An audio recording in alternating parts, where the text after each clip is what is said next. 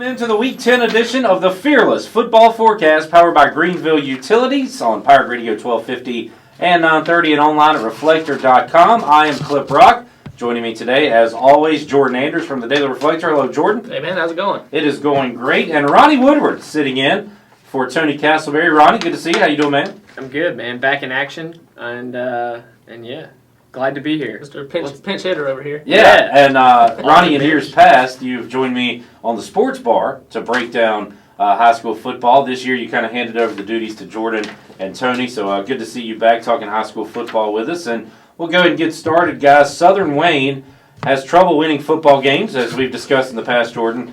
South Central has issues at doing that as well, but the Falcons could actually be the favorite here coming up today, or coming up Friday when they take on Southern Wayne. Yeah, when we were looking at the schedule and saw how bad South Central struggled off the bat early in the year, we kind of penciled this one in as you know, even if they struggle the rest of the year, this should be the one game that they shouldn't have a whole lot of trouble winning. And yeah, I mean they've had a down year, but nothing on par with what Southern Wayne has done and over the last couple of years. So yeah, as up and down, but mostly down as South Central's season has been this year, I think this is the week that they should go in as the favorite and probably win pretty handily. Waynes have had issues playing Pitt County teams. Southern Wayne has had theirs. Eastern Wayne as well. As last week, Rose took it to Eastern Wayne by 20 points. This week, Eastern Wayne will host D.H. Conley. Ronnie, will the Vikings have any problems in this one?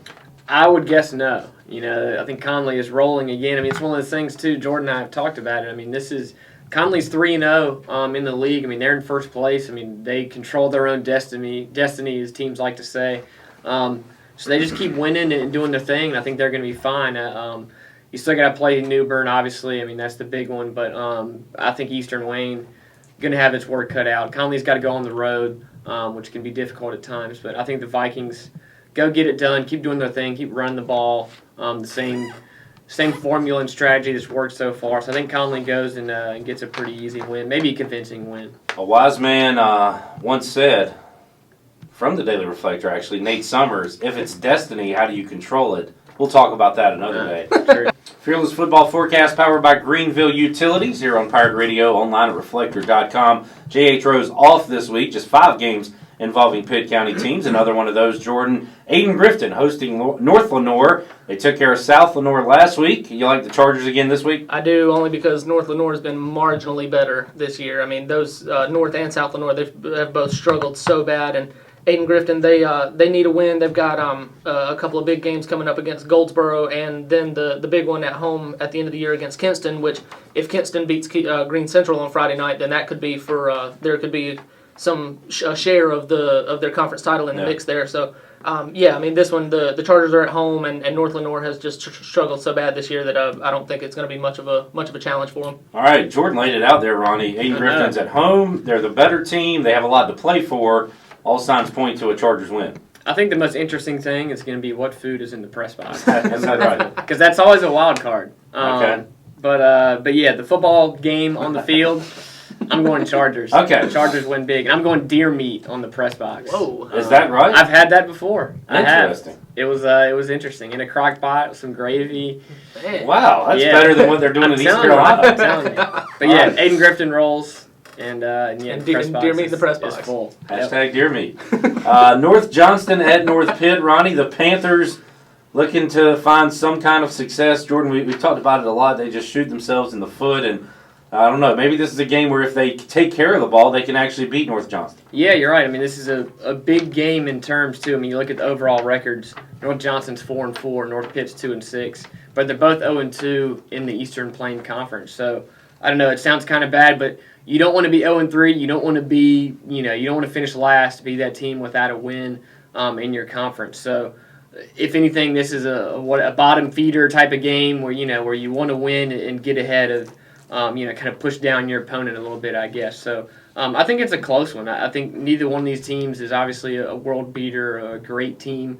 They've had their good moments. They've had their bad moments. So, Panthers at home. Do I have to give a pick here? I would like for you to. You would? I'll take the Panthers. I'll take North Pitt in Bethel at home. Yeah, I like the Chargers at home. I like the Panthers at home. So I'm going with it. When in doubt, take the Pitt County team. Yeah. Jordan, who do you like in this matchup? I'm gonna go with North Pitt here too. I mean, kind of like Ronnie said. I mean, and I feel like we've said this a couple weeks now, but I mean, at some point, something good has got to come from there. They've got too much talent to continue to. I mean, like you and I were talking about before we went on the air. I mean, they were down 7-0 with 4 minutes left in the first quarter Friday against Bedingfield. Okay, not bad. Doing all right. And then within 6 minutes on the game clock, gave up 27 points because of turnovers and that kind of thing. So it's like you said, if they can hold on to the ball and just maybe not even eliminate those mistakes, but just dial back those mistakes a little bit against a North Johnston team that's got 4 wins against a set of teams that are combined 3-30. So there's that explains those records. Right, yeah, there's been the wins, but they haven't beaten anybody that's been worth anything this year. So I'm gonna, like you said, I mean the Panthers at home got a lot to play for. I'm gonna go with them. Finally, guys, Southwest Edgecombe coming off a loss to Washington at Farmville Central, and the Jags picking up a win last week over North Johnston, trying to keep some momentum going. Jordan, can the Jaguars do it against what we think is still a good Southwest Edgecombe team, right? Man, everything about this game changed after them losing by 40 to Washington, because it's like, it just makes it so much harder to read as to whether that was just a 1 week thing or Washington's obviously, they've turned it around after a slow start and playing really well, but I'm actually going to take the Jaguars here because I think, in talking to Scott Gardner, they know that basically they're in a spot right now where they won 11 games last year and made a playoff run, but they finished third in the conference, had to go on the road, and didn't have quite the seed they want. If they went out, they can finish second in that conference and actually be a little better off going into the playoffs this year. So I'm going to go with them because they're back at home after playing 4 straight on the road. It'll be it's their homecoming, going to be a big weekend. So I'm going to go with Farmville Central to pull what I guess in terms of record would be an upset here. Biggest game of the week in Pitt County, Ronnie. Yeah. Who do you like in this matchup? This is a good one. I'm going to go Southwest. I hear what Jordan's saying. I get it. It wouldn't shock me if Farmville won. It wouldn't shock me at all. But I don't know. The 7-1 thing, Southwest suffered its first loss last week.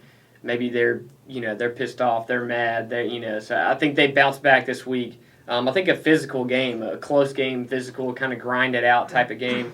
But I'll take the visitors since I took the home teams in the other games. All right, there you go. Ronnie and Jordan like South Central, D.H. Conley, Aiden, Grifton, North Pitt. Ronnie's taking Southwest Edgecombe, Jordan taking Farmville Central. And that is the Week 10 edition of the Fearless Football Forecast, powered by Greenville Utilities on Pirate Radio 1250, 930, online at reflector.com. Jordan, Ronnie, great stuff. Absolutely. Talk to you guys next week. Yep. All right.